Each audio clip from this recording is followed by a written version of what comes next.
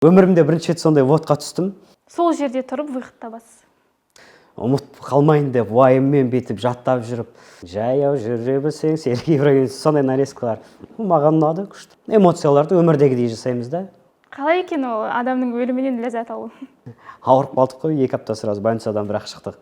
Біраз кәдімгідей кинода табан тіреген актерлар звондап, құттықтап жатып. Театр саласында да Қазақстан әлемдік аренаға шығуға дайын ба? Әрдайым аншлагты. Театрда істеп жатқан режиссерларды қарапайым халық танымайды. Жалпы соңғы кезде дамып жатқан қазақ тілді контентті қалай бағалайсыз? Білмеймін, пока ойым нейтральный. Такси болып пранк жасадым дедіңіз. Ол пранк қалай болды?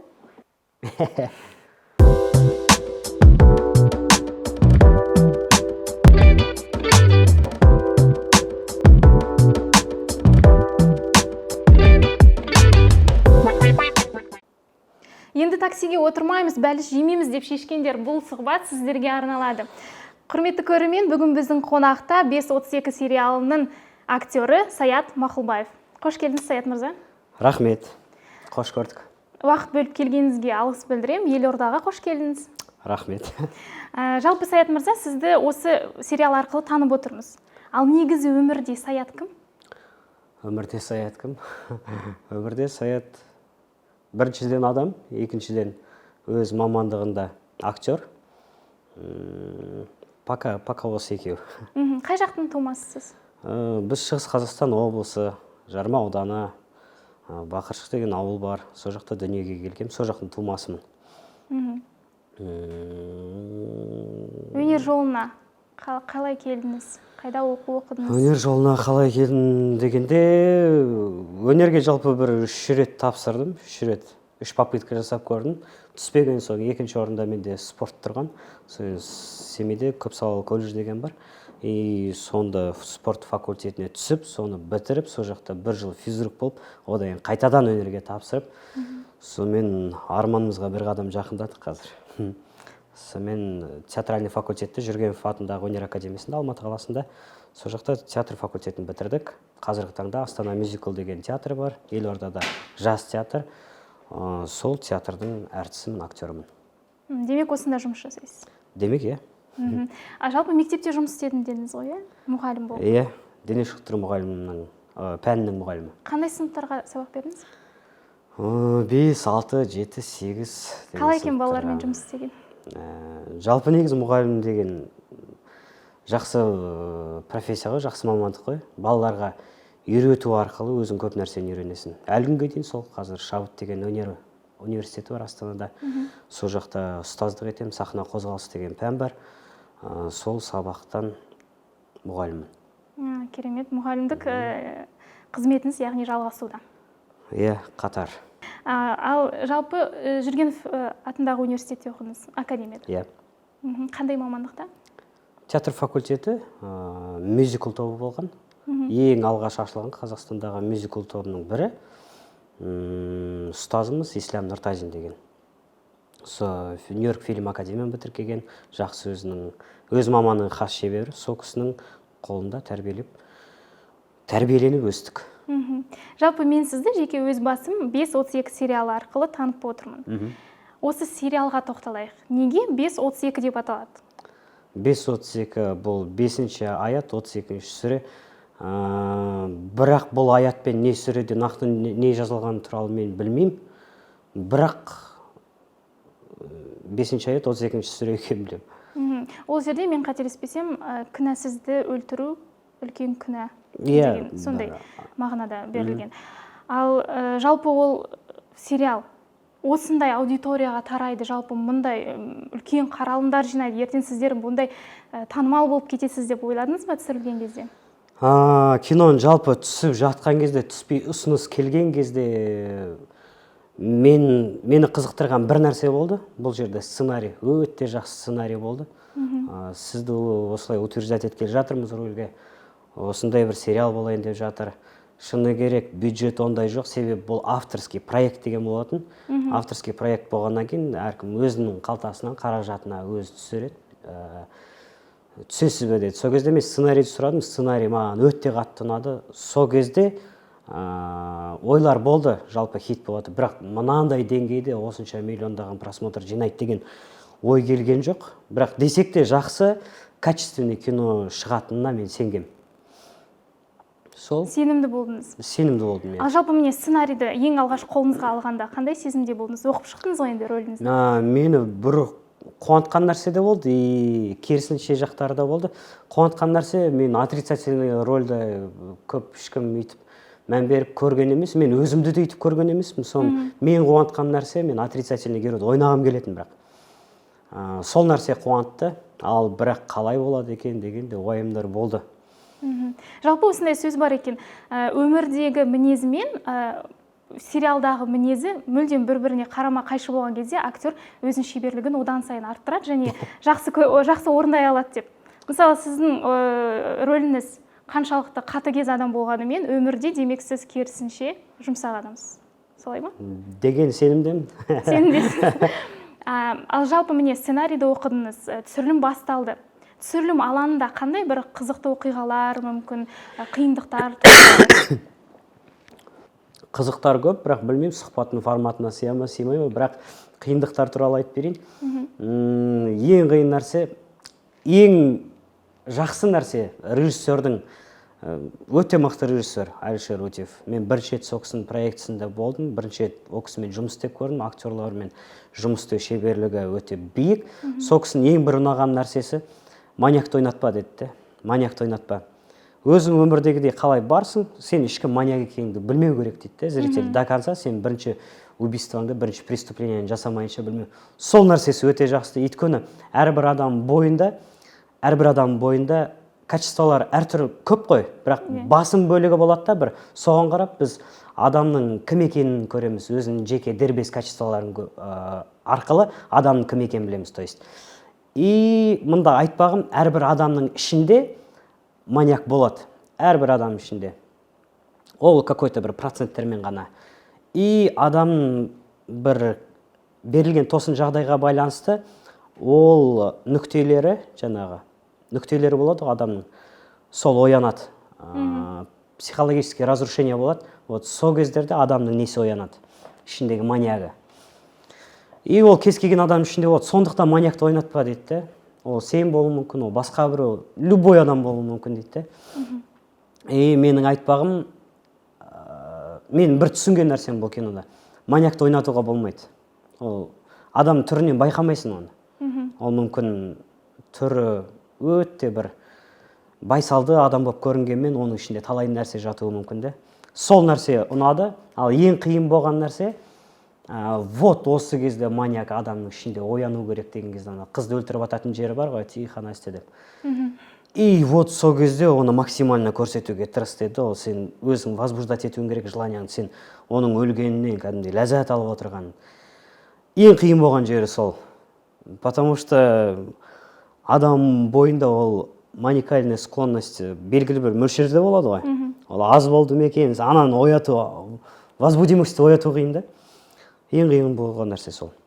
Қалай екен ол адамның өлімінен ләззат алу? Жаман. Ал жалпы бұл сериал, мен қателеспесем, біздің қазақ киноиндустриясының тарихында бұндай ашық сахналарға толы, қатыгездік, қан көп ол жерде. Ондай фильм бұл бірінші рет түсіріліп жатыр. Бірінші рет. Жалпы осындай фильмді бірден халық қабылдайтынына режиссер сенімді болды ма? Оны режиссерден сұрап көру керек. Білмеймін. Мен де басымда күмән болған, халық қалай қабылдайды екен, өйткені түсіріп атқан кезде ана қан, гримдар, ауызға қан құйып қояды, ол мына жерден ағып атады. Квентин Тарантиноның кинолары сияқты. О жақта түсінікті, о жақта ашық сахналар, тәнге жақын сахналар, қанның сахналары, о жақта зритель оған дайын көп нәрсені көруге. Сол көрермен дайын, біздің көрермен дайын болады. Біздің көрермен дайын ба, дайын емес пе деген сұрақтар мені де бетіп 50-50 біраз мазалады. Бірақ қабылдады, бірақ десек те андай отзывтар көп те. Енді мүмкін ол жетістігі шығар режиссердің. Блин, так страшно, не могли спать, осындай көрдік те, одан кейін самса жей алмай қалдық, вообще етпен тамақ жей алмай қалдық, таксиға отыруға қорқып қалдық қой деген сияқты. Бір жағынан, енді мен ойымша ол жетістік сияқты, өйткені режиссердің өзінің қалауы сол болған сияқты. Иә, қыздардың көбі жазыпты комментарий, енді таксиге жалғыз отырмаймыз деп. Иә, Оған такси. дейін де негізі отырмайтынбыз жалғыз.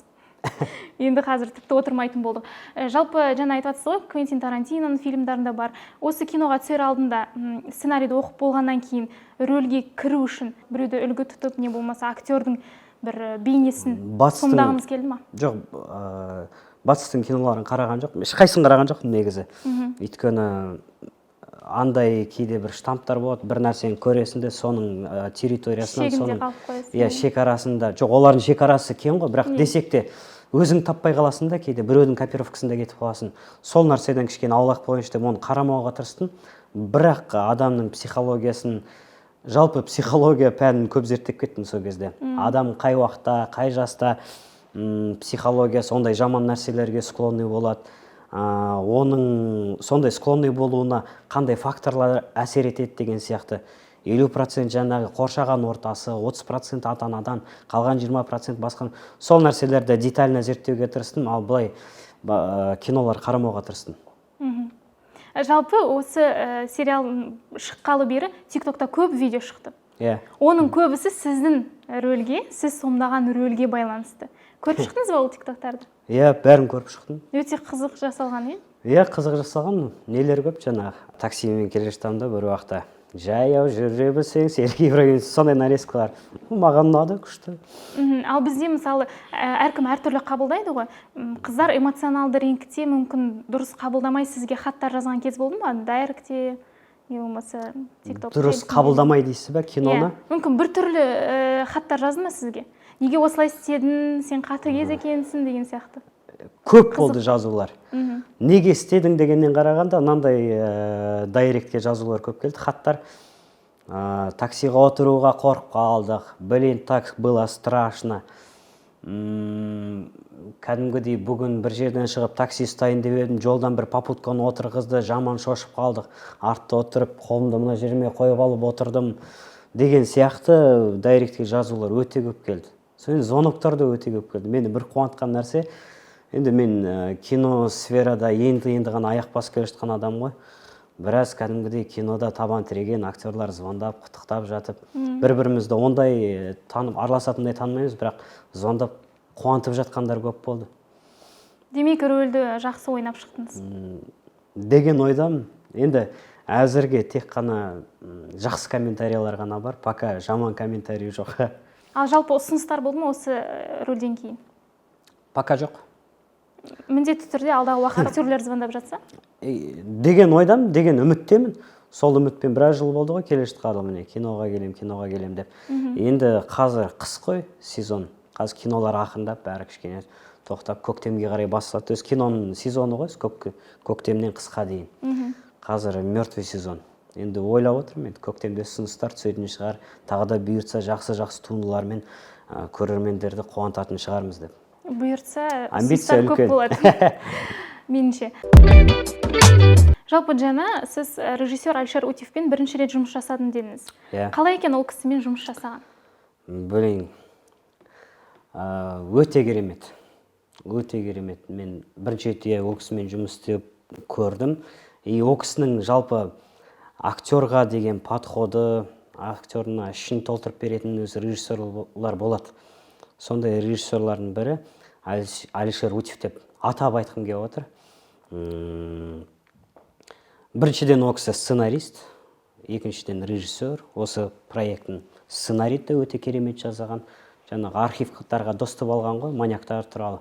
Бүкіл солардың бәрін алғанда сценарий жазып, сонымен осы киноны өзі сценарист, өзі режиссер ретінде бастады. Өзі былайша айтқан кезде өз мамандығының хас шебері, толық өзіне не керек екенін біледі. Кейде енді кез келген адам ғой, кейде өзі қателеседі. Маған ең бір қатты ұнаған качествосы режиссердің. Кейде давай попробуем вот так дейді, өстіп істеп келе жатады да, сонан кейін блин, я, оказывается, ошибся, я понял. Оказывается, не так. Самое главное слово вот этот. Осы сөзге бір акцент қояйық деп. Сондай бір качестволары күшті де, ешқашан режиссерді ойнатпайды. Адами тұрғыда да өзін жақсы қалыптастырған, және де режиссер ретінде де, сценарист ретінде де өзін өте жақсы қалыптастырған режиссерлардың бірі деп білем. Жаңа айттыңыз ғой, архивтарды көтерді деп. Демек, бұл қылмыстар шын мәнінде 90-шы жылдары бізде болған. Иә, бұл 90-шы жылдары, 90 мен 2000 арасында, білмеймін, сол жылдары жалпы маньяктар көп болды ма? Енді маньяктар кез келген заманда бар ғой, бірақ сол кездерде, иә, бірақ енді сол кездерде көп болды ма деп ойлаймын. Енді көп баяғыда Чикатило деген аттары, былай есімдері біз түрлерін танымасақ та естіп жүреміз. Сол сияқты маньяктарды өте көп болған сол кезде. Солардың барлығын архивтарын алып, соларды қарап, қандай преступление болды, қалай оларды ұстады, солардың бәрін алып қарап, соған сценарий жасаған. Ал жалпы міне байқап жатсыз, соңғы уақытта веб-сериалдар бізде қатты дамып келе жатыр. Көп қаралым жинайды, жастар көп қарайды, жасөспірімдер жақсы қабылдайды. Веб-сериалдың сыры неде деп ойлайсыз? Веб-сериалдардың көбі көрерменге доступный жазылады ғой. Сценарийі да, режиссерский подходтары да, операторский подходтары да, айырмашылығы сода. О да театрда, сонан кейін драматический киноларда көркемдеу көп қой, оны әсерлетеді. Веб-сериалдардың көбінде өмірдегі дейді, бәрі қарапайым, сөйлеу тілі де қарапайым, көркемдеу аз, сонан кейін халыққа доступный болады. Оңай қабылдайды. Иә, арамызда мынандай шекара жоқ та, актер, көрермен деген сияқты. Ал веб-сериалдың алдында сіз үлкен телеарнада көрсетілген сериалда да түстіңіз, е? Қарлығаш ұя салғанда. Қарлығаш. Жалпы, демек, тәжірибеңіз бар деген ғой сериалда. Осы кино индустриясы мен театр саласының ара жігін ажыратсаңыз, мысалы, қалай айтсам, кинода, түсірілім алаңында және театрдың сахнасында өнер көрсету қалай? Жалпы театрда екеуінде өзінің қиыншылықтары бар. Екеуінің өзінде жеңіл жақтары бар. Театрда дубль деген нәрсе жоқ. Кадр мен көрерменді алдап жүру деген нәрсе жоқ. Театрда сен от үйді бірнеше ай дайындалдың 2 сағаттық спектакльға. Болды, сен сахнаға да шықтың, сенде қате кешірілмейді о жерде. Қателікке мүмкіндік жоқ. Басынан аяғының қалай кеттің, солай полностью ана жақта линияларын бәрін ұстап, екінші, үшінші пландарды ұстап, сенде екінші шанс жоқ, соны бір дубльмен ұрасың, басынан аяғына 2 сағат. Ең қиын нәрсе сол театрдағы. Бір жағынан бір жақсысы, оған сен 2-3 ай, 3-4 ай дайындаласың. Кинодың бір жақсы шанс бар саған қателесуге. Қателеспей қойған дұрыс, желательно. Бірақ қателік болған жағдайда сенде дубль деген нәрсе бар. Сонан кейін әрбір сахнаның алдында дайындалып аласың да, бір сахнаға ғана. Соны түсіп боласың. Одан кейін ғана келесі сахнаға дайындаласың. По кусочкам жұмыс істейсің де, былайша айтқан кезде. Сол айырмашылығы сода, одан кейін ойынға байланысты, актерлық ойынға байланысты, театр деген үлкен аудитория жинағаннан кейін, 500 мың деген көрермен жинағаннан кейін, о жақта ойнау мәнері бөлек. 3 есе деген нәрсе бар, 5 есе деген нәрсе бар. То есть мен қазір күлгім келсе, өмірдегідей кинода күле алам, немесе эмоцияларды өмірдегідей жасаймыз да, себебі кадрда бәрі четко көрінеді. Ал ана жақта 50-ші қатарда отырған зрительді пробивать ету үшін, жаңағы неде, театрда, о жақта 3 есе, 5 есе деген ойнау болады. Жаңағы утрировать етесің кез келген эмоцияны. Айырмашылық сода. Ал жалпы бізде театрға адам аз барады. Неге? Театрға адам аз барады деген мен қазір келісе қоймаймын. Бізде әрдайым аншлаг. Шүкір. Астана мюзикл деген театр бар. Сол жаққа көрермендеріміз қазір ашылғанымызға 5 жыл болды. Жақсы репертуарымызда қойылымдар бар. Әрбір қойылымның алдында естіп жатырмыз, билет жетпей жатыр деген. Сондықтан бір қуантатын нәрсе осы. Жақсы екен. Бұрын мен мысалы студент кезінде жиі баратын, бірақ бізді университеттен жібереді, барамыз студенттер, бірақ зал аздау болады. Өйткені біз мүмкін Астана үлкен қала ғой, біз Павлодар кішірек өңірдеміз, адамдар көп бара қоймайтын. Мүмкін қазір біраз өзгерген шығар көзқарастар. Иә, қазір халықтың көзқарасы жалпы театрға, творчествоға, адамдардың өнерді вообще қабылдауы қазір бұрынғыдай емес. Қазір көз ашық, көкірек ояу көрермендер көп. Кәдімгідей сыншылар сияқты сын көзбен де қарап критика айта алатындай деңгейге жетті халық. Сондықтан жақсы қойылым мен жаман қойылымды ажырата алатындай деңгейге жетті. И соған байланысты олар качественный спектакльдер болса, оған аншлаг жинай алады. Мысалы, театрда сахнада ойнап жатқанда бір қиындық туған сәттер болды ма? Қызықты сәттер? Болды. Мен өмірімде бірінші рет біздің театрымызда номер 13 деген спектакль бар, Рэй Кунидің. И театрда вод деген нәрсе бар. Вод дегеніміз жаңағы белгілі бір актер ауыр қалған жағдайда, ол жұмыстан кетіп қалған жағдайда аяқ асты болып қалады, бірдеңке болып қалады ол актермен, соның орнына шығып кетесің. Дайындық аз. Дайындық аз, анан текстарды 1-2 күн тез қарап аласың да, күндіз-түн анан ұмытып қалмайын деп уайыммен бетіп жаттап жүріп, сөйтіп қарбаласып бір кездерде как раз сондай бір водқа түстім де. Водқа кіру деген театрда мынандай ұғым бар да, водқа түскенше отқа түс деген. Сондай бір өмірімде бірінші рет сондай водқа түстім. Енді айта алмаймын, ана жақта процесс енді көрермен қалай қабылдағанын білмеймін, бірақ өзіміздің ішіміздегі ана процесс арпалыс, ана ситуация мос қалмайын, партнерларды подводить етіп қойып жүрмейін деп, өйткені сенің репликаңа байланысты оның да сахнасының қалай сәтті өтетін соған да байланысты да. И ана жауапкершілік әсіресе үлкен болып тұрған кезде, біреуді подводить етіп қоймайын деп тұрған кезде адамда қобалжу одан сайын біраз сілкейді. Сол қобалжудан кейін ғой бір кәдімгідей бір ауырып қалдық қой, 2 апта сразу больницадан бірақ шықтық. Анау до того бір тамақ шамай қалатын кездері болады да, уайымдап. И текстімді ұмытып қалмайын деп. Ана текстер еще сіңбеген ғой, былайнан сходу келеді ғой, міне қазір айтам деп жатқан кезде бейт әрбір әрпіне дейін бейт көз алдыңда жүгіреді ғой. И сол кезде адам миы кәдімгідей 100% жұмыс істей бастайтын сияқты. Вух дейді.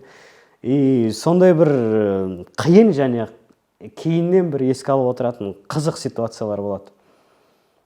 Жалпы көбі сол тексті ұмытып қалуға байланысты, Е. Тек қана текст емес, енді оны қалай ойнату, белгілі бір сөздерге оценка жасау, находкалар арасында қосып үлгеру соған. Сол жерде тұрып выход табасыз. Сол жерде тұрып выход табуға тура келеді. Ал жалпы, мысалы, жаңағы киноны айтып жатырмыз ғой. Киноиндустрия дамыды деп 90-шы жылдары біз мысалы кішкентай болған кезде Бразилдің киноларын қарайтынбыз. Латин Америка, Бразилия, Италия. Просто Мария деген сияқты киноларды қарайтынбыз. Санта-Барбара, Земля любви, Земля надежды. Барлығы, иә. Ал кейін 2000-ші жылдардың басында бізге түрік пен корей сериалдары келді. Оның ішінде Қыналы қар, Бериван, қазақ тілінде субтитрмен келді ғой. Ал бүгінде бізде қай арнаны қосып қалсаң да, хабарды да Қазақстан, қай арнаны қоссаң да қазақтың сериалы жүріп жатыр. Бұл деген өте қуантатын нәрсе, өйткені қазақ тілінде контенттің дамуы, ол демек біздің тәуелсіздігіміздің белгісі. Жалпы соңғы кезде дамып жатқан қазақ тілді контентті қалай бағалайсыз? Жалпы қазіргі қазақ фильмі, қазақ сериалдарын дамып жатқан өте қуантатын нәрсе, және де бір айта кететін нәрсе, өте тез қарқынмен дамып келе жатыр. Өйткені біз осы академияға түсердің алдында, академияға да түскеннен кейінгі, енді арада бір 7-8 жыл, 10 жыл ғана уақыт өтсе де, бұлай 10 жыл деген сондай көп уақыт емес қой, бірақ айырмашылығы, кинолардың качествосының, сериалдарының айырмашылығы қазір жер мен көк дейді, бұрынғы сериалдардан қарағанда. Актерский подходтар, режиссерский подход жағынан, операторский болсын, композиторский, звуковой жағынан, барлық жағынан өте жақсы дамып жатыр, және жақсы режиссерлар шығып келе жатыр. Қазір осы салада кәдімгідей фанатизммен жұмыс істеп келе жатқан бар жан жағынан дамып келе жатыр. Осы нәрсе қатты қуантады. Өйткені біз оның үстіне тек қана качество жағынан емес, количество жағынан да. Біз түсіп жатқан кезде, оқып бастаған кезде жылына бір санаулы ғана сериалдар шығатын. Ал қазір уже қарасақ, кәдімгідей түсіп жатасың бір киноға параллельно бірнеше сериалдар түсіп жатады. Сол нәрсе қатты қуантады. Жалпы, жаңа біз айтып жатырмыз ғой, қазақ кино индустриясы дамып жатыр. Қазір бізде музыкада, әзіл алаңында да өте қарқынды дамудамыз. театр саласында да Қазақстан әлемдік аренаға шығуға дайын ба? Как раз таки айта кететін нәрсе, бізде кино саласында жаңағы айтып келе жатырмын ғой, жас актер, режиссерлар, операторлар жан-жағынан, техникалық жағынан өте мықты мамандар қазір көп шығып келе жатыр деп. Театр мамандығында менің өзім жеке пікірім, ешкім көңілге қалып жүрмесін, қазір режиссерлар өте аздау. Кинодан қарағанда, киномен салыстырғанда бізде кино үлкен қарқынмен дамып келе жатыр. Театр сәл ол қарқыннан сәл баяулау, қатты баяу емес, сәл баяулау. Бірақ десек те кейбір режиссерлардың жұмыстарын ескере келе, үлкен Қазақстан театрынан үлкен үміт көп. Неге театр мен киноның арасында қазір режиссерлар аз дедіңіз ғой? Неге бізде жастар көбі киноға баруға тырысады? Мүмкін оның себебі кинода тез танылудың мүмкіндігі бар, тез таныласың, ақшасы көп. Мүмкін сол шығар. Сол себепті театрға көбі бармайтын шығар. Мүмкін, иә.